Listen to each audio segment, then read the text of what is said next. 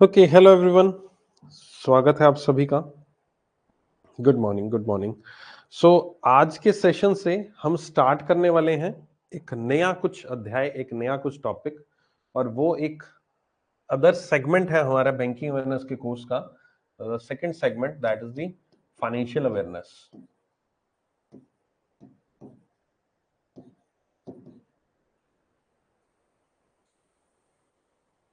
ये नहीं कहूंगा बैंकिंग अवेयरनेस कंप्लीट हो चुकी है, मगर बैंकिंग अवेयरनेस के कुछ ऐसे टॉपिक अभी पेंडिंग है, जो टॉपिक जब फाइनेंशियल अवेयरनेस हम कर लेंगे ना, ठीक है, उसके बाद ही समझ में आएंगे। लाइक द आरबीआई पूरा पूरा भी पेंडिंग है, मॉनेटरी पॉलिसी पेंडिंग है, और भी कुछ सेगमेंट्स हैं लाइक द एनबीएफसीज के बारे में, या 3-4 टॉपिक छोटे छोटे पेंडिंग। वो सारे सर जब फाइनेंशियल अवेयरनेस का कंप्लीट चैप्टर हम कर लेंगे ना, जितने भी फाइनेंशियल अवेयरनेस से जुड़ी तमाम चीजों के ऊपर बात कर लेंगे, उसके बाद जाकर आपको वो सब चीजें समझ में आएंगी। तो इसलिए उनको हम बाद में करेंगे, ठीक है। Okay, so financial awareness and economic awareness तो वैसे ऑलमोस्ट हमारा अब ये कोर्स पूरा पूरा लास्ट दिनों में ही है ना। बस कुछ और सेशंस इसमें पेंडिंग है, वो बहुत ही जल्दी विद इन नेक्स्ट मंथ में हम सारा का सारा कंप्लीट कर लेंगे, ठीक है। With in mid of month, next जो मंथ है, मिड इन मंथ यहाँ पर कंप्लीट हो जाएगा आपका कोर्स। देखो, अभी तक हमने काफी कुछ किया है, और हमने जो किया था वो किया था बैंकिंग सिस्टम के बारे में, कि इंडिया का जो बैंकिंग सिस्टम है वो किस तरह से काम करता है, ठीक है। बैंकिंग में बेसिकली यही चीज थी कि डिपॉजिट एक्सेप्ट किए जाते हैं और उनके बदले में यहां पर लोन्स दे दिया जाता है। और लोन्स किनको दिया जाता है? जिनको जरूरत होती है ना, जिनको फंड्स की नीड है, फंड्स चाहिए। अब यहां पर क्या ये जरूरी है कि मुझे फंड्स चाहिए तो मैं केवल और केवल मेरे पास एक ही रास्ता है फंड्स को लेने का, और वो रहेंगे बैंक? क्या मुझे फंड्स चाहिए तो मेरे पास केवल एक ही वे है जिसके थ्रू मैं फंड्स ले सकता हूं, और वो बैंकिंग इंडस्ट्री है? तो इसका आंसर है नो, नहीं। बैंक्स के अलावा भी आप बहुत सारी जगहों से फंड्स कलेक्ट कर सकते हो, फंड्स ले सकते हो उधार में, जिसमें से एक बड़ा फेमस फंड्स जो आपको मिलते हैं, जो आपके आसपास के लोग होते हैं, रिश्तेदार होते हैं, दोस्त यार होते हैं, जहां से आप पैसा उठा सकते हो। उठाते हो कि नहीं? आपके मम्मी पापा हुए, आपके रिश्तेदार हुए, अरे यार वहां से पैसा उनसे ले लो, 1 रुपए ब्याज पे देते हैं ना, एक देसी भाषा में बोलते हैं, 1 रुपए सैकड़ा ब्याज, तकरीबन 12% जो पड़ता है, तो उस पे ब्याज पे यहां पर आपको पैसा मिल जाता है। इनफॉर्मल जिसको लैंडिंग कहते हैं, कि कोई फॉर्मल नहीं है, कोई यहां पर उनके बीच में कोई एग्रीमेंट होता होगा, लेकिन वो भी इनफॉर्मल एग्रीमेंट है, कोई इंस्टीट्यूशन नहीं है वो अपने आप में, जिनको आरबी के द्वारा लाइसेंस दिया गया है कि आप लोन देंगे, ठीक है। ये एक बड़ा पॉपुलर तरीका है। इसी पॉपुलर तरीके को कम करने के लिए यहां पर जब ये इस चीज का तरीके की वजह से लोग एक्सप्लॉइट होने लग गए थे, इसी वजह से यहां पर एक्सप्लॉइटेशन को कम करने के लिए बैंकिंग इंडस्ट्री का निर्माण किया गया था, ठीक है। और फिर लेटर ऑन नेशनलाइजेशन भी किया गया था इसी पर्पज से। लेकिन स्टिल यहां पर ऐसे और भी बहुत सारे तरीके हैं इस इनफॉर्मल दुनिया के अलावा, जहां पर फॉर्मल वे से पैसा उठाया जा सकता है, और वही जो इंडस्ट्री है, उसी इंडस्ट्री को हम हमारे देश की फाइनेंशियल मार्केट कहते हैं। फाइनेंशियल मार्केट से मेरा मतलब बहुत सारी ऐसी चीजें हैं जो कि आप अपने आसपास डेली रूटीन में सुनते हो, जिनमें से एक बड़ा भी पॉपुलर वर्ड है जो आए ना दिन आपको देखने को मिलता है, चाहे आप करंट अफेयर्स पढ़ रहे हो, या एडिटोरियल पढ़ रहे हो, या फिर कोई न्यूज को फॉलो कर रहे हो पर्टिकुलरली, कि हमारे देश में जो स्टॉक मार्केट है वो बहुत ज्यादा बढ़ रही है। हमारे देश की स्टॉक मार्केट जो है बहुत ज्यादा डूब रही है, ठीक है।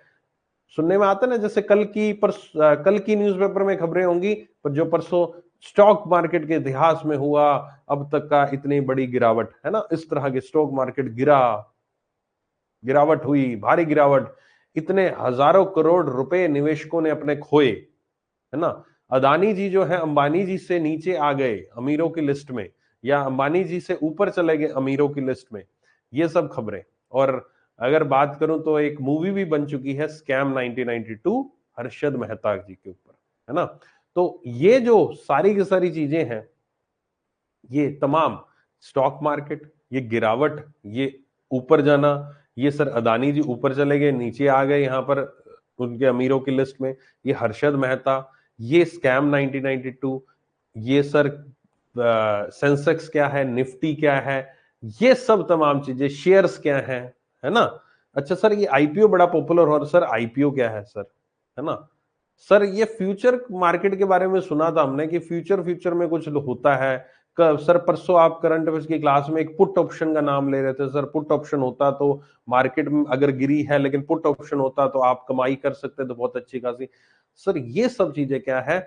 और साथ ही साथ सर और भी हमने बहुत बार सुना है कि reserve bank of India government of India के बिहाफ पर ये इश्यू कर देती है, ट्रेजरी बिल्स हो गए, कमर्शियल पेपर हो गए, सर्टिफिकेट डिपॉजिट हो गए, सुनते हैं ना ये सब चीजें। तो वो सारी की सारी चीजें, सभी चीजें इन आने वाले लेक्चर्स में आज के लेक्चर से डिस्कस की जाएंगी। तो ये लेक्चर आपके जो बैंकिंग अवेयरनेस का नॉलेज वो तो आपने ले लिया, सारी सारी चीजें, अब आपको फाइनेंशियल जगत की नॉलेज यहां पर इन सेशन से मिलने वाली है, ठीक है, जो कि आप रूटीन में कहीं ना कहीं एडिटोरियल्स में बहुत ज्यादा पढ़ते हो, बहुत ज्यादा टर्म्स पढ़ते हो जो कि आपको समझ में नहीं आती हैं। फाइनेंशियल टर्म्स जो ज्यादातर न्यूज़पेपर में आती हैं वो इन्हीं आने वाले सेशंस में आपको दिखाई देंगी, इन्हीं के ऊपर मैं चर्चा करूंगा, ठीक है। एफडीआई हुआ, एफपीआई हुआ, ये सब चीजें, ठीक है, धीरे धीरे अच्छे से डिस्कशन करेंगे, ठीक है। तो अब मैं यहां पर फंड्स पे वापस आता हूं कि मैं इन फंड्स की क्या बात कर रहा था। बेसिकली फंड्स क्या है, देखो फंड्स लेने का एक जरिया बैंक हो गए, लेकिन फंड्स लेने का एक और जरिया होता है कि आप फंड्स को यहां पर आपका एक पर्टिकुलर जगह से उठा सकते हैं जिसको हम मार्केट कहते हैं और जिसको हम स्पेसिफिकली आपका कैपिटल मार्केट कहते हैं। देखो जो फाइनेंशियल मार्केट होती है, अगर मैं फाइनेंशियल मार्केट की ही बात कर लेता, पहले थोड़ा सा पीछे चलते हैं। फाइनेंशियल मार्केट की बात करूं तो फाइनेंशियल मार्केट को मैं कुछ सेगमेंट में डिवाइड कर सकता हूं और ये सेगमेंट होता है आपका, एक सेगमेंट होता है शॉर्ट टर्म, एक होता है long term. Short term long term का मतलब यह है कि मुझे क्या कम अवधि के लिए पैसा चाहिए। कम अवधि को मैं किस तरह से डिफाइन करता हूं एक फाइनेंशियल मार्केट में, एक साल से कम। क्या मुझे एक साल या उससे कम अवधि के लिए पैसा चाहिए, या फिर मुझे एक साल या फिर मोर देन 1 ईयर उसके लिए पैसा चाहिए, मोर देन 1 ईयर के लिए, ठीक है। एक साल से कम या एक साल से ज्यादा, मैं अपनी फाइनेंशियल मार्केट को इस तरह से डिवाइड करता हूं। और ये जो शॉर्ट टर्म है, ये पैसा मुझे जिस मार्केट से मिलता है, जिस जगह से मिलता है, उस मार्केट को मैं यहां पर आपका मनी मार्केट कहता हूं।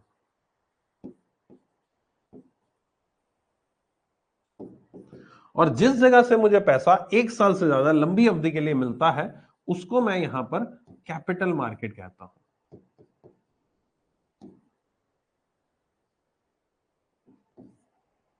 ठीक है।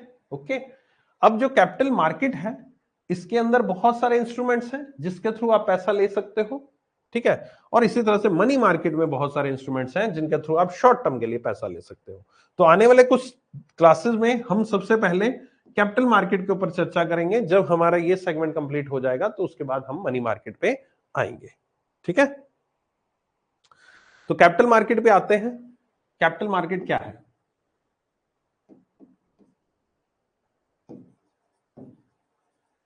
कैपिटल मार्केट कह लो, स्टॉक मार्केट कह लो, शेयर मार्केट कह लो, आप अलग अलग नामों से इसको जानते हो, ये सब सेम ही है, सभी सेम है, ठीक है। Stock market, share market, capital market, सब एवरीथिंग, मतलब नाम अलग अलग है बट काम वही है। अब एग्जांपल के थ्रू चलते हैं। एग्जांपल के थ्रू कैसे? मैंने एक यहां पर ऑर्गेनाइजेशन ओपन की है, मान लीजिए मैं लर्निंग नीति की बात कर लेता हूं, ठीक है। हम लर्निंग नीति का एग्जांपल लेते हैं, बड़ा अच्छा रहेगा आपके लिए।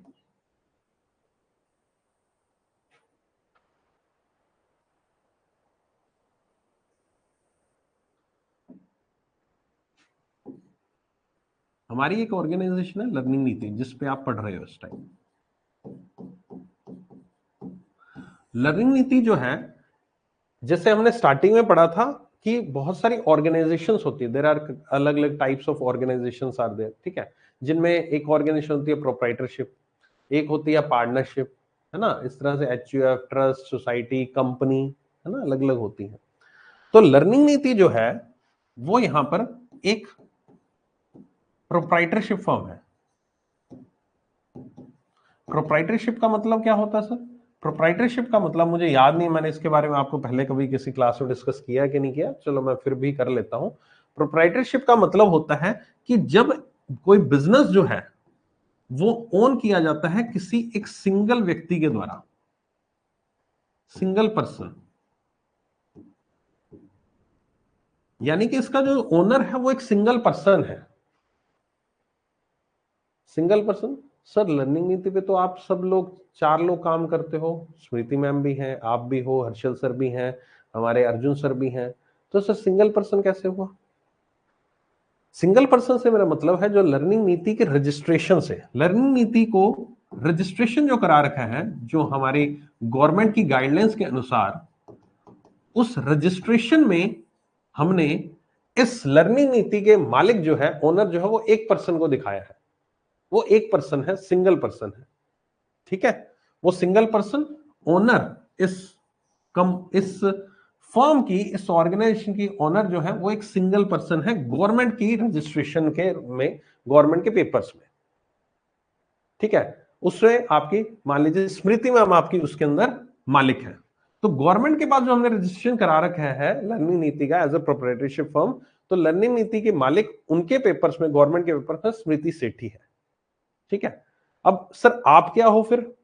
आप भी तो मालिक हो, है ना। लर्निंग नीति आपने तो स्टार्ट किया था, हर्षल सर ने मिलके, आपने मिलके, मैम ने मिलके, तीनों ने स्टार्ट किया था, तो आप क्या हो? हम उनके पास ओनर नहीं है, हम गवर्नमेंट की गाइडलाइंस में ओनर होंगे, आपको हम दिखाई एज ओनर देते हैं, लेकिन हम ओनर नहीं है, हम वहां पर एम्प्लॉई है, हम वहां पर जॉब कर रहे हैं, वहां पर हम काम कर रहे हैं, ठीक है। ऑन पेपर्स, ऑफिशियली मैं बात कर रहा हूं, ऑन ऑफिशियली हम वहां पर जॉब कर रहे हैं, हम अपने एम्प्लॉइज हैं, ठीक है। तभी कई बार आपके हर्षल सर की क्लास में कई बार होता है ना, सर कहते हैं मुझे सैलरी नहीं मिली सर, मैडम सैलरी दे दो, हमारी मालकिन हमें सैलरी नहीं दे रही, वो इसलिए बोलते हैं, है ना, क्योंकि वाकई में वो मालकिन है, वाकई में वो रजिस्टर्ड है, उन्हीं के नाम से प्रोप्राइटरशिप। पहली चीज तो ये होगी, मैं बड़े आराम से समझा रहा हूं, बड़ा मजा आएगा इन चैप्टर्स को सुनने में, आपको ना कई कहानियां आपको इसमें समझ में आएंगी, ठीक है। और किसी ने आज से शुरुआत की है ना, फर्स्ट सेशन है उसका, तो देख सकता है उसको, पिछले सेशन अभी देखने की जरूरत नहीं, फर्स्ट सेशन को भी यहीं से देख सकते हो, पिछली बाद में रिकॉर्डिंग देख लेना, क्योंकि अभी जो मैं करवाने वाला हूं आने वाले कुछ दिनों में, उनका पिछले कोई सेशन से कोई लेना देना, एक आधा कोई बीच में कोई चीज आएगी तो आएगी, लेकिन आप डायरेक्टली इस सेशन को भी अप्रोच कर सकते हो, लेकिन पिछला देखना भी बहुत जरूरी है। तो लर्निंग नीति एक प्रोप्राइटरशिप फर्म है, ओनर है, सिंगल पर्सन है, ठीक है। अभी फिलहाल हमारा जो सेगमेंट है वो ऑनलाइन सेगमेंट है, हम ऑनलाइन टीचिंग कर रहे हैं, किस फील्ड में? बैंक एग्जाम्स, ठीक है, बैंक एग्जाम्स में। जब हमने इस लर्निंग नीति की शुरुआत की थी, तो हमें क्या चीजों की रिक्वायरमेंट थी?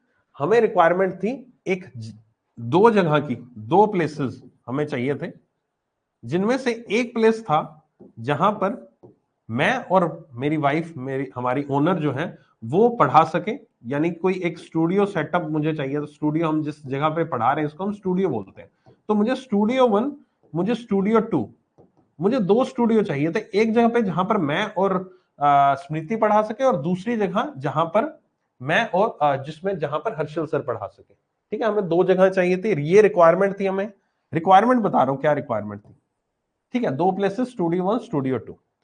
इसके अलावा स्टूडियो में चलते हैं, स्टूडियो 1 जो था, इसके अंदर मुझे क्या रिक्वायरमेंट थी? जिस बोर्ड पे मैं पढ़ा रहा हूं मुझे वो चाहिए, ठीक है। इसके अलावा जो आपके सामने कैमरा है जिसपे आप मुझे देख रहे हो वो मुझे चाहिए। इसके अलावा जो मेरे पास लैपटॉप है, कंप्यूटर है, मेरे पास माइक है, पूरा पूरा मुझे सेटअप चाहिए, एक्सेट्रा एंड एक्सेट्रा, ठीक है। और स्टूडियो 2 में भी सेम रिक्वायरमेंट रहेंगी, ये सारी की सारी, ठीक है। इन सब की कोई कॉस्ट है, मान लीजिए इन सब की कॉस्ट कोई 5 लाख आती है, ठीक है। तो मुझे 2 जगह पे 5-5 लाख रुपए लगाना है, ओके। इसके अलावा जो हम आपको पढ़ाते हैं, मान लीजिए हम आपको कोई कंटेंट दे रहे हैं, आपको जो मॉक टेस्ट दे रहे हैं हम लोग, है ना, कुछ इस तरह का जो भी चीजें दे रहे हैं, तो मॉक टेस्ट का कंटेंट हुआ। अब इतना कंटेंट जो आपको डिलीवर किया जा रहा है मॉक टेस्ट के फॉर्म में, या क्विज़ेस के फॉर्म में, या फिर क्लासेस में जो हम पढ़ाते हैं, ये सब चीजों के फॉर्म में, तो इस कंटेंट का भी अपने आप में एक वैल्यू है। ये कंटेंट भी हमें चाहिए था, तभी हम पढ़ाना स्टार्ट करेंगे, नहीं तो कैसे करेंगे हम पढ़ाना स्टार्ट। ठीक है, तो एक कंटेंट भी हमें चाहिए कहीं ना कहीं से, इसकी भी कोई कॉस्ट है। मान लीजिए इसकी कॉस्ट, फॉर एग्जांपल इसकी कोई कॉस्ट आती है, रैंडम कुछ भी लगा लो, मान लीजिए इसकी कॉस्ट मुझे 25 लाख रुपए आई,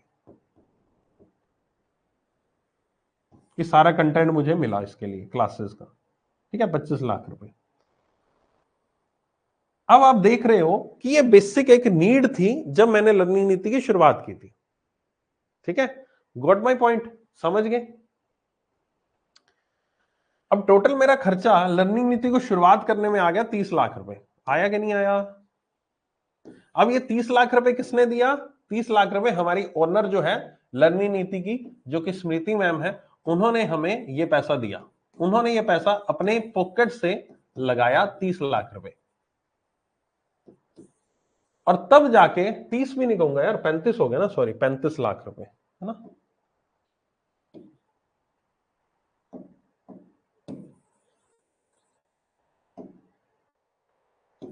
स्मृति मैम ने अपनी पॉकेट से 35 लाख रुपए लगाया और उन्होंने ये पूरा पूरा सेटअप कर लिया लर्निंग नीति को। आप तक क्लासेस पहुंच रही हैं इस टाइम पे, है ना। और जो डेली रूटीन का खर्चा है, लाइट का खर्चा हुआ, ये खर्चा, वो खर्चा, डेली जो कंटेंट बनवाया जा रहा है उसका खर्चा, वो तो अलग है। वो तो एम्प्लॉई जो चल रहे हैं वो तो चल ही रहे हैं। ठीक है, चलो कुछ एम्प्लॉयज भी लगा लो कि एम्प्लॉयज भी आ गए, है ना। सैलरी वैलरी दी जा रही है उनको, जो बैकएंड पे काम करते हैं। कोई वेबसाइट, अच्छा वेबसाइट का खर्चा तो मैंने लगाया नहीं, वेबसाइट भी है, ऐप भी बनाई गई है, उनको मेंटेन करने का खर्चा, गूगल को पेमेंट करने का खर्चा, जो पेमेंट गेटवे जिसके थ्रू आप पेमेंट हमें करते हैं रेजर पे, उसका खर्चा, ये सब का खर्चा भी तो था, है ना। इसका खर्चा 5 लाख और लगा लो, है ना, 5 लाख और लग गए हमारे। तो यहां पर अब 35 की बजाय हम कहते हैं 40 लाख स्मृति मैम ने from pocket very first day लगा दिया था, जब यहां पर लर्निंग नीति की शुरुआत हुई थी। ओके, लर्निंग नीति आप तक क्लासेस पहुंचाने लग गया। अब उसके बाद आप लोग हमें पैसा देने लग गए, फीस पे करते हो आप हमें, अलग अलग लेवल पे अलग अलग बच्चा आता है, कोई किस अमाउंट की देता, कोई किस अमाउंट की देता, कोई किस अमाउंट की देता है। अब हमने शुरुआत की, 4-5 महीने बीत गए, हमारे पास फॉर एग्जाम्पल अभी तक रिकवर हुई 30 लाख रुपए। रिकवर तो नहीं कहूंगा, मतलब फीस कलेक्ट हुई 30 लाख रुपए की अभी तक। 40 लाख हमने लगाया था जेब से, मतलब स्मृति मैम ने लगाया था, और 30 लाख रुपए हमारे पास अभी तक कलेक्ट हुए हैं। अभी तक हम 10 लाख अभी भी शॉर्ट में है। ठीक है, स्मृति मैम के पास और पैसा नहीं है लगाने के लिए। फिर एंट्री होती है अर्जुन सर की। अर्जुन सर आए ना, हमारी टीम में आए, अभी एड ऑन हुए, हमारे जनवरी में ऐड हुए।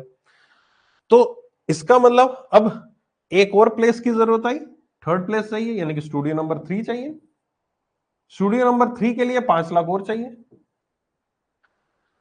उनके लिए एक एम्प्लॉय भी चाहिए, उनके लिए यहां पर अलग से कंटेंट का पैसा भी लगेगा, सब कुछ लगेगा। मान लीजिए अर्जुन सर को अंदर एंटर करने में हमें 7 लाख रुपए लगेंगे टोटल, अगर अर्जुन सर को शामिल करना तो 7 लाख रुपए लगेंगे। ठीक है, तो 7 लाख रुपए और चाहिए। हम ऑलरेडी 10 लाख से शॉर्ट चल रहे थे, 10 लाख से हम ऑलरेडी शॉर्ट चल रहे थे, तो 7 लाख और चाहिए, तब जाके अर्जुन सर आ पाएंगे, तब जाके अर्जुन सर को यहां पर हम आप तक पहुंचा पाएंगे।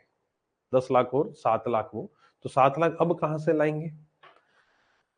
7 लाख कहां से आएगा? 7 लाख या तो मैं बैंक में जाऊं, अपना फंड को लेने के लिए, भाई लोन चाहिए मुझे, स्टूडियो लगाना है मुझे, बोर्ड वोर्ड लगाना है, सब कुछ लगाना है, कंटेंट परचेज करना है। लेकिन बहुत बार ऐसा होता है कि बैंक्स के आप पास भी कुछ रिस्ट्रिक्शंस होती हैं।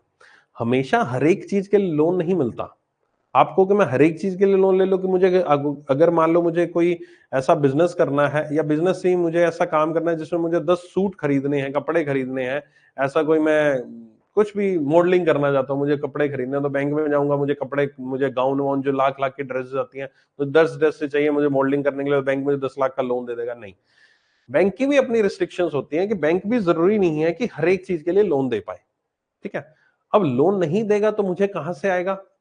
मान लीजिए बैंक ने मुझे मना कर दिया कि नहीं सर, हम स्टूडियो सेटअप के लिए लोन नहीं देते, या फिर बैंक की कुछ ऐसी रिस्ट्रिक्शंस हैं, बैंक की ऐसी कुछ गाइडलाइंस है जिसको, जो कि मेरे लिए मंजूरी नहीं है, जो रेट ऑफ इंटरेस्ट बहुत ज्यादा ले रहे हैं, बहुत सारी ऐसी चीजें होती है जिसकी वजह से मैं बैंक से लोन नहीं ले सकता, फंड नहीं ले सकता, है ना। मुझे 7 लाख रुपए चाहिए, 10 लाख तो पहले ही माइनस में चल रहा है, 7 लाख और चाहिए मुझे। तो फिर मैं क्या करता हूं, फिर मैं अपने बिजनेस फिर मैं अपना जो ये बिजनेस का एक फंडा है, ऑर्गेनाइजेशन जो है, इसको एक्सपेंड करने की बात करता हूं। मैं ये सोचता हूं कि जैसे स्मृति मैम ओनर थी जिन्होंने अपनी जेब से 40 लाख रुपए लगाया था, तो क्या कोई मुझे ऐसा और व्यक्ति मिल सकता है जो अपनी जेब से और पैसा लगाए? क्या कोई मुझे ऐसा व्यक्ति मिल सकता है? मैं ढूंढूंगा। हाँ जी, फोन करेंगे रिश्तेदारों को, दोस्तों को कि भाई हमारा ये बिजनेस था, ऐसा चल रहा है, हमें 7 लाख की और आवश्यकता है, हमें अपने टीचर को और लेकर आना है, तो क्या आप हमें पैसा दे देंगे? तो पर्सन कहता है ठीक है, मैं पैसा दे देता हूं, मुझे क्या फायदा उसका, मुझे क्या फायदा उसका? वो कहता है दो तरीके से कर सकते हैं हम, या तो आप हमें ब्याज, हमें पैसा दे दो, हम आपको ब्याज दे देंगे, जो इनफॉर्मल वे ऑफ लेंडिंग कहलाता है। ठीक है, इनफॉर्मल वे होगा। और फॉर्मल भी हो सकता है, हम बिजनेस में अपने रिश्तेदारों से पैसा भी लेते हैं, उसके बदले ब्याज देते हैं, और वो चीज फॉर्मल में भी हो सकती है, हम उसको अपने पास दिखाते भी हैं, शो भी करते हैं। नॉर्मल उससे हमने उधार भी ले लिया, परसेंटेज कुछ ब्याज ब्याज दे भी दिया। फॉर्मल इनफॉर्मल दोनों हो सकता है। फॉर्मल तब होता है जब हम उसको राइटिंग में कर देंगे, कुछ डॉक्यूमेंटेशन करा लेंगे, फॉर्मल कहलाएगा। बिना डॉक्यूमेंटेशन के ऐसी वर्बली पैसा इधर उधर से उधार उधार किया है तो वो इनफॉर्मल कहलाएगा। लेकिन वो कहता है कि यार मुझे नहीं उधार उधार नहीं चाहिए, क्या मुझे अपने बिजनेस में हिस्सेदारी दे दोगे? हम कहेंगे यार बिजनेस में हिस्सेदारी ऐसे कैसे? तो कहता ठीक है, तुम्हें 7 लाख चाहिए, कल को तुम्हें फिर से कोई और टीचर रिक्रूट करना है, मान लो कल को तुम्हें कंप्यूटर का टीचर चाहिए होगा, उसके लिए स्टूडियो लगाना है, कल को तुम्हें कोई और सब्जेक्ट मान लो आ जाता है, कुछ भी आ जाता है एबीसी, या फिर कल को आप, अभी तो आप बैंक एग्जाम्स में पढ़ा रहे हो, कल को आप यहाँ पर एसएससी में पढ़ाने लग जाते हो, कल को आप यहां पर यूपीएससी में पढ़ाने लग जाते हो, स्टेट के एग्जाम्स में आप चले जाते हो। सो इन सब चीजों में अगर आपको जाना है तो इसका मतलब आपको अपने बिजनेस को एक्सपेंड करना पड़ेगा। बिजनेस को एक्सपेंड यानी कि आपको ज्यादा पैसा, जितना ज्यादा expansion, more money will be required. तो पैसा बहुत ज्यादा चाहिए उसके लिए। तो आप एक काम करो ना, मेरे पास तो अभी 50 लाख है, वो रिश्तेदार कहता है मेरे पास 50 लाख है, ऐसा करो तुमने भी 50 लाख लगाया था, कितना लगाया? 40 लाख लगाया, चलो मेरे पास 40 लाख है। 50 लगाया था, 40 लगाया था, एक तो याद ही नहीं है ना? 40 लगाया था ना? हाँ 40 लाख लगाया था, तो मेरे पास भी 40 लाख है, वो कहता है। तो तुमने 40 लाख शुरुआत में लगाया था, मैं तुम्हें 40 लाख देता हूं, लेकिन मुझे बिजनेस में हिस्सेदार बना दो। वो कहता है ठीक है, बना देते हैं हिस्सेदार, लेकिन हिस्सेदार बनूंगा तो मैं, लेकिन जो मुनाफा होगा उसमें भी तो मैं हिस्सेदार रहूंगा। ठीक है, बात सही है, हिस्सेदार ऑब्वियस बनता भी है। 40 लाख तुमने लगाया, 40 लाख मैंने। अब यहां पर मेरे पास एक, स्मृति मैम के पास दो चॉइस होंगी। ठीक है, वो ये सोचेंगी यार या तो मैं सेटिस्फाई हो जाऊं 40 लाख से, मैं बैंक एग्जाम के बच्चों को पढ़ा देती हूँ, और हम 3 ही पढ़ाते हैं, हम ना ही अर्जुन सर को एंटर करते हैं, ठीक है, और ना ही कुछ करते हैं, हम जितना बच्चों से अर्न कर रहे हैं उसी से कमाएंगे, उसी से हमारा अभी 30 लाख रिकवर हो गया, कुछ दिन बाद थोड़ा सा और पैसा आ जाएगा, फीस आ जाएगी, कुछ दिन बाद और आ जाएगा, तो फिर हम प्रॉफिट में आना शुरू हो जाएंगे, मुनाफा हमें मिलना शुरू हो जाएगा। ठीक है, ये या तो एक पॉइंट ये है कि सेटिस्फेक्शन आ गई भाई, यहीं पर के यहीं हम रुक गए। दूसरी तरफ हमें यह है कि नहीं यार, अगर मैं 40 लाख और लेता हूं, उसमें मैं और टीचर्स लेकर आ सकता हूं, जितने ज्यादा टीचर होंगे उतने स्टूडेंट्स अट्रैक्ट होंगे, उतने ज्यादा वो कोर्सेज उनके भी परचेज करेंगे, हमारे कोर्सेज भी और परचेज कर सकते हैं, हम एसएससी में जाते हैं, यूपीएससी में जाते हैं, स्टेट पीसीएस में जाते हैं, ऐसे बहुत सारे सेगमेंट से हम और एंटर कर सकते हैं, लेकिन उसके लिए पैसा चाहिए, और जितने सेगमेंट्स होंगे उतना हो सकता है कि मेरा प्रॉफिट बढ़ता रहे, क्योंकि उतने स्टूडेंट्स मेरे पास ऐड होते रहेंगे, मेरा सेल्स जो है, मेरा रेवेन्यू जो है और ज्यादा इंक्रीज होता रहेगा। ठीक है, ओके, एक ये सोच है, या तो मैं सेटिस्फाइड रहूं, या फिर मैं सेटिस्फाइड ना होकर थोड़ा सा और सोचूं, जिसमें मैं ये सोच रहा हूं कि यार कोई बात नहीं, हम और ज्यादा कमाना है, और कमाई करनी है, मतलब जिसको एक लॉन्ग टर्म हॉरिजन कहते हैं ना, कि मुझे भाई, मुझे उस जगह पर जाना है, मुझे अंबानी बनना है, मुझे ये बनना है, वो बनना है, वो वाली फील है ना, अंबानी तो नहीं, मतलब ठीक है, मतलब मुझे और एक्सपेंशन करना है। तो हमारे पास दूसरी सोच है कि ठीक है, उसका 40 लाख ले लेते हैं, बिजनेस में लगाते हैं, तो बिजनेस में और पैसा आएगा, और टीचर रिक्रूट होंगे, और सेगमेंट होगा, और स्टूडियोज बनेंगे, और ज्यादा बच्चे जुड़ेंगे, और आगे हम और बेहतर चीजें आपको स्टूडेंट्स को प्रोवाइड करा सकते हैं, फीस ज्यादा मिलेगी, और हम कभी ना कभी तो अपना जो 40 पहले था और 40 ये वाला था, वो 80 लाख को रिकवर कर लेंगे। ठीक है, लेकिन ये सब चीजें ना एक हाइपोथेटिकली चीजें बात कर रहा हूँ, इतना आसान नहीं होता, क्योंकि स्टूडेंट्स को लाना, मैं थोड़ा सा लीक से हटकर बात कर लेता हूँ, स्टूडेंट्स को लाना इतना आसान नहीं होता, स्टूडेंट्स को अपने साथ जोड़ना इतना आसान नहीं होता, क्योंकि आपको भी पता अगर आप हमारे प्लेटफॉर्म से जुड़े हैं तो कुछ ना कुछ विश्वास करके जुड़े हैं, कुछ ना कुछ ट्रस्ट करके जुड़े हैं। जब तक आपका हमारे ऊपर ट्रस्ट नहीं होगा तब तक आप हमें 10 रुपए भी देने से पहले सोचोगे कि यार मैं 10 रुपए भी लगाऊं। चीज चाहे जितनी मर्जी सस्ती हो, चीज चाहे 10 रुपए की ही मिल रही हो, लेकिन हमारी ये टेंडेंसी रहती है यार 10 रुपए भी मैं जेब से लगा रहा हूं तो क्या उसका हक मिल रहा है कि नहीं मिल रहा। सही बात है कि नहीं बात, है ना। मुझे उसका हक मिलेगा तभी मैं 10 रुपए लगाऊंगा, नहीं मिलेगा तो मैं 10 रुपए भी क्यों लगाऊं, मैं अपना 10 रुपए भी क्यों वेस्ट करूं। सही बात है कि नहीं बात, है ना। सही है ना एकदम।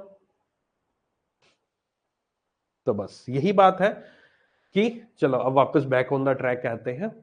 तो ये सोच के साथ कि बच्चों में विश्वास जता सकता हूं, बच्चे मेरे ऊपर ट्रस्ट कर सकते हैं, तो अपने बिजनेस को और एक्सपेंड करके रिस्क लिया जाए।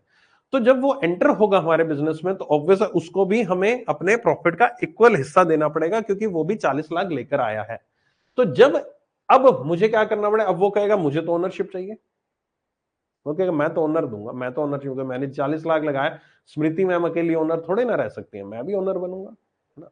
एबीसी पर्सन, उस पर्सन का नाम क्या रख लें, क्लास में कैसे कोई नाम, दीपक है, जैसे क्लास में अपने स्टूडेंट है दीपक, चलो दीपक का एग्जांपल ले लो, दीपक है मान लो, ना।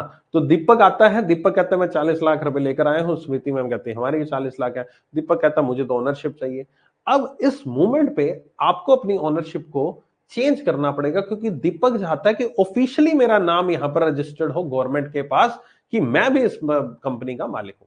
एक तो यहां पर उसको कोई मतलब नहीं, जैसे अभी हमें और हर्षल सर को कोई मतलब नहीं, स्मृति में मालिक है तो ठीक है मालिक है। अब कल को स्मृति में हमें लात मार के बाहर निकाल दे तो निकाल दे, जाओ स्मृति हम मुझे कहेगी जाओ घर से निकल जाओ, मैं अपनी ऑर्गेनाइजेशन की मालिक हूँ, मैं ही पढ़ाऊंगी सिर्फ। हर्षल सर को कहते हर्षल सर आप भी निकलो, मैं मैथ्स का नया टीचर लेकर आऊंगी, मैं जीए का नया टीचर लेकर आऊंगी, ये मेरी कंपनी, अकाउंट मेरे नाम से, सब कुछ मेरे पास, मेरा ही पैसा है ना। ये अगर फील आ जाए, समझ गए मेरी बात। तो दीपक को तो विश्वास नहीं, दीपक है कि मैं भी पैसे दे दूं, कल को मेरे को भी लात मार दे, मैं गवर्नमेंट के पास, गवर्नमेंट को कह ही नहीं सकता, कहीं लीगल कोर्ट में चैलेंज नहीं कर सकता कि मैंने लगाए थे 40 लाख रुपए, तो मैं मालिक हूं इस कंपनी का, तो डिसीजन मेकिंग मेरी भी रहनी चाहिए इसके अंदर, ठीक है। तो वो वाली फीलिंग ना आए, वो वाला केस ना हो, कंडीशन ना हो, तो इसलिए दीपक कहता है कि मुझे भी इसके अंदर रजिस्टर कराओ, ठीक है। तो दीपक को भी हम रजिस्टर करा लेते हैं, दीपक कहता है चलो जी आओ रजिस्टर करते हैं। तो अब फंडा क्या हो गया, अब स्मृति और दीपक दोनों के दोनों यहां पर आपके इस ऑर्गेनाइजेशन के मालिक होना चाहते हैं। लेकिन जैसा हमने पढ़ा था एक प्रोप्राइटरशिप में, प्रोप्राइटरशिप अगर आप लेते हो अपने एज ए रजिस्टर कराते हो प्रोप्राइटर, तो उसमें एक सिंगल मालिक होता है, लेकिन अब दो है, तो दो के लिए हमें क्या पढ़ना पड़ेगा, कभी भी दो या दो से ज्यादा व्यक्ति जब एक ऑर्गेनाइजेशन के मालिक बनते हैं, बनना चाहते हैं, तो उनको अपनी ऑर्गेनाइजेशन को यहां पर रजिस्टर कराना होता है किस फॉर्म में, पार्टनरशिप के फॉर्म में,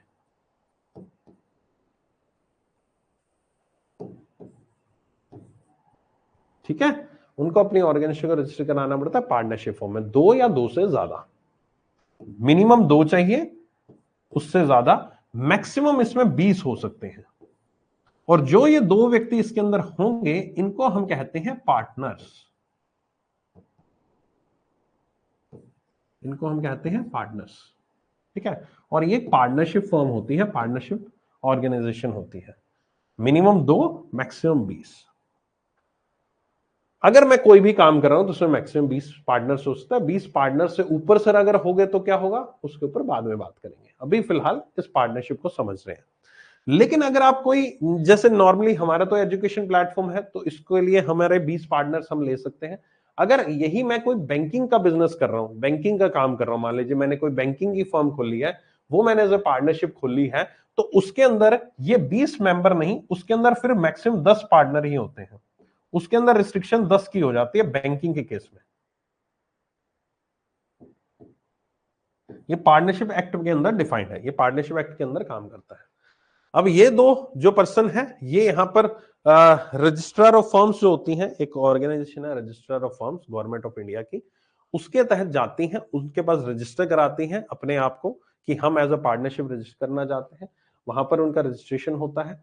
और आपस में ये एक पार्टनरशिप डीड भी साइन करते हैं। आपने क्वांट के मैथ्स में क्वेश्चंस पढ़े होंगे पार्टनरशिप्स के, डेफिनेटली, है ना? पढ़ा है पार्टनरशिप कि ये दो पार्टनर एंटर हुए हैं पार्टनरशिप में, इन्होंने इतनी इतनी कैपिटल लगाई है, इतना इतना पैसा लगाया है। जो 40 लाख लगाता है उसको क्या कहता है? कैपिटल। ये चीज तो ऑलरेडी हम बात भी कर चुके हैं। जब भी कोई बिजनेस स्टार्ट होता है तो उस बिजनेस में जो पहला पैसा, जो स्टार्टिंग में पैसा लगाया जाता है उस बिजनेस को स्टार्ट करने के लिए या फिर लेटर ऑन उस बिजनेस को एक्सपेंड करने के लिए, जो मालिक है उनके द्वारा उस टर्म को, उस पैसे को हम कैपिटल कहते हैं। ठीक है, तो ये आपने पार्टनरशिप के क्वेश्चन से पढ़ा होगा कि इतना इतना पार्टनरशिप के केस में इतना इतना पैसा लेकर आया है, उसका प्रॉफिट इतने इतने रेशियो में यहां पर डिवाइड किया जाएगा, वगैरह वगैरह। राइट, ऐसा ही क्वेश्चन आपने पार्टनरशिप में किया होगा। तो बस वही चीज मैं यहां पर समझा रहा हूं कि पार्टनरशिप हुई, दो पर्सन आए, इन दोनों ने आपस में यहां पर एक डीड साइन की, पार्टनरशिप डीड, एक एग्रीमेंट साइन किया और उस पार्टनरशिप डीड को भी रजिस्टर कराया। तो जो उस पार्टनरशिप डीड में लिखा होगा कि इतना इतना मैं पैसा लेकर आ रहा हूं, इतना इतना पैसा मैं इस हिसाब से, मुझे इस ऑर्गेनाइजेशन में जो पार्टनरशिप फर्म है इसमें मुझे जो भी प्रॉफिट होगा वो उसका हिस्सा इतना इतना मुझे मिलेगा। वो सब चीजें, टर्म्स एंड कंडीशन जो भी हैं वो उसमें लिखी होती है कि अगर मान लीजिए कोई पार्टनर निकलता है तो उसको क्या मिलेगा, क्या होगा, वगैरह वगैरह। ठीक है, तो पार्टनरशिप के फंडे में मैं बहुत ज्यादा डीप में नहीं जाऊंगा। ठीक है, अभी सिंपल मैं उसको इतना ही समझाऊंगा जितना आपके समझने के लिए जरूरी है। तो मेरी लर्निंग नीति आज की डेट में क्या बन चुकी है? मेरी लर्निंग नीति आज की डेट में पार्टनरशिप फर्म बन चुकी है। स्टार्टिंग कहां से थी? स्टार्टिंग प्रोप्राइटरशिप से थी, आज वो एक पार्टनरशिप फर्म की तरफ जा चुकी है, बन चुकी है। ठीक है, गॉट इट? समझ गए? अब यहां पर मुझे, मैंने बैंक एग्जाम में ही अभी डाला था पैसा अपना, ठीक है, उसके अंदर फिर मैंने एसएससी में डाला, तो जितना पैसा मुझे एसएससी बैंक में चाहिए था उतना पैसा स्मृति और दीपक से कंप्लीट हो चुका है, उनकी जेब से आ चुका है। अब जाकर मैं कहीं ना कहीं कुछ मुझे प्रॉफिट दिखने लगा है, 2-4 लाख रुपए हम प्रॉफिट कमा रहे हैं आज की डेट में। ठीक है, लेकिन स्टिल हम ये सोच रहे हैं कि कोई और सेगमेंट भी इंक्लूड किया जाए। ठीक है, हम और सेगमेंट डालना चाहते हैं, हम और कैटेगरीज में आना चाहते हैं, हम चाहते हैं इस बार हम यूपीएससी सिविल सर्विसेज में आए, तो उसके लिए हमें और पैसा चाहिए। दीपक और स्मृति तो कहते हैं भाई हमारे तो हाथ खड़े, क्योंकि प्रॉफिट पहले ही नहीं आ रहा, पहले 2-3 लाख रुपए प्रॉफिट, अब 2-3 लाख रुपए, हम 2 लाख रुपए मान लो दीपक देते तो 2 लाख रुपए स्मृति देते, तो 4 लाख से कौन सी यूपीएससी की कैटेगरी उसके टीचर्स को हम हायर कर सकते हैं, उनके लिए स्टूडियो बना सकते हैं? नहीं पॉसिबल है ना? और ऑब्वियस है जितना ज्यादा हमारा एक्सपेंशन हो रहा है उतने के लिए हमें कोई एक जगह भी तो चाहिए जहां पर हमारे एम्प्लॉइज बैठकर काम करेंगे। अब देखो, जब छोटी फर्म होती है, ऑर्गेनाइजेशन थी, प्रोप्राइटरशिप थी, तब कुछ लोग काम कर रहे थे, तो कोई अपने घर पर, कोई कहीं बैठकर, कोई कहीं बैठकर काम कर रहा था। जब आपका इतना बड़ा एक्सपेंशन हो रहा होता है, इतने फिर एम्प्लॉइज, जितने ज्यादा सेगमेंट होते हैं उतने ज्यादा एम्प्लॉइज चाहिए, है ना? क्वेरीज के लिए भी एम्प्लॉय चाहिए, क्वेरी सोल्व कौन करेगा, है ना? तो इसलिए ऐसे बहुत सारे, जितने स्टूडेंट बेस ज्यादा होगा उतनी क्वेरीज ज्यादा आएंगी, और उतनी क्वेरीज ज्यादा आएंगी तो एक पर्सन तो हैंडल कर नहीं पाए, टेक्निकल सपोर्ट भी चाहिए, सब कुछ चाहिए, तो हमें एक जगह भी लेनी पड़ेगी, ऑफिस स्पेस भी लेना पड़ेगा, जहां पर इवन हम खुद जाएं और वहां पर हमारे जो बाकी लोग हैं, जो एम्प्लॉइज हैं, वो भी आए। राइट, ऐसा भी करना पड़ेगा। तो ये सब चीजें यहां पर आपकी करनी पड़ती हैं, और एक्सपेंशन के लिए और पैसा चाहिए। अब और पैसा कहां है? क्या अभी तक मेरे 2 पार्टनर हैं, मैं कुछ और पार्टनर्स इंक्लूड कर दूं, 3 ले आऊं, 4 ले आऊं, 5 ले आऊं, 7 ले आऊं, 8 ले आऊं, कितने मैक्सिमम लेकर आ सकता हूं? 20 मैक्सिमम मैं लेकर आ सकता हूं। यही पढ़ा था हमने, 20। ठीक है, लेकिन अगर मैं अपनी ऑर्गेनाइजेशन को, जो हम देखते हैं आज की डेट में बहुत सारी बड़ी बड़ी ऑर्गेनाइजेशन है, चाहे वो रिलायंस हो, चाहे वो कोई और एजुकेशन इंस्टीट्यूशन ही क्यों ना हो, हम एजुकेशन इंस्टीट्यूट की बात करें तो एजुकेशन इंस्टीट्यूशन ही हम एग्जांपल के रूप में ले सकते हैं। जितने भी बड़े बड़े एजुकेशन इंस्टीट्यूशंस हैं, उनकी जो कैपिटल है और उनके जो एक्सपेंशन है, उतने इनके ऑफलाइन सेंटर्स हैं, ऑनलाइन सेंटर्स हैं, उनकी जगह जगह पे ऑफिसेज हैं, इतने सारे हैं, तो उनका आपको क्या लगता है, उनका केवल 20 पार्टनर से कुछ हो गया होगा? मतलब मैं यहां पर 40 लाख 80 लाख लगाने के लिए 2 पार्टनर आ गए, तो उनको तो पता नहीं, ना जाने कितने करोड़ों रुपए चाहिए, 250 करोड़, 500 करोड़, 1000 करोड़, 2000 करोड़, कितने करोड़ों रुपए चाहिए उनको। तो उसके लिए ये 40 लाख 50 लाख के पार्टनर तो काम करेंगे नहीं। ठीक है, नहीं करेंगे।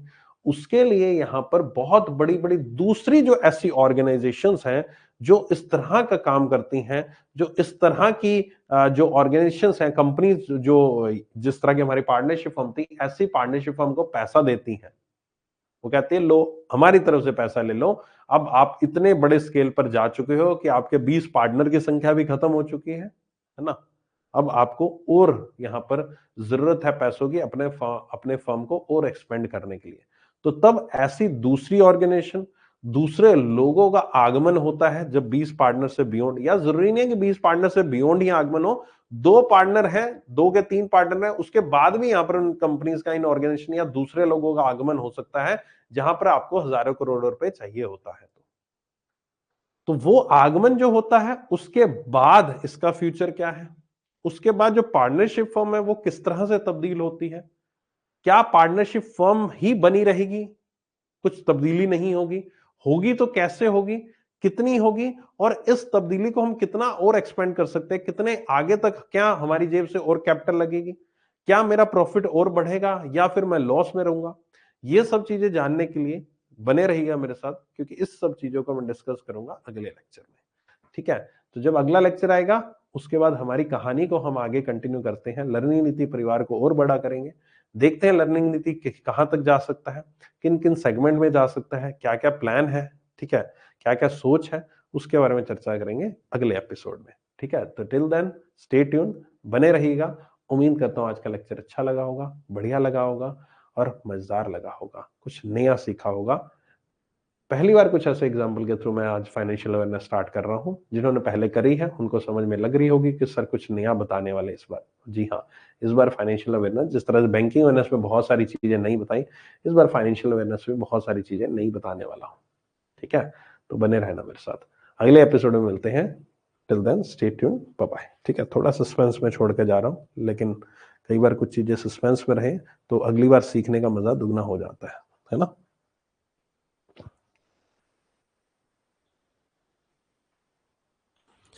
लक्ष्यता वो ना लाइव क्लासेस के अंदर अवेलेबल है, लाइव क्लासेस एक सेगमेंट है ना, वहां पर क्लिक करोगे वहां पर अवेलेबल है। ठीक है, वो टाइटल उसका डबल दे रखा है, 33 के नाम से ही 2 टाइटल्स है, उनमें से एक 32 वाला ही है।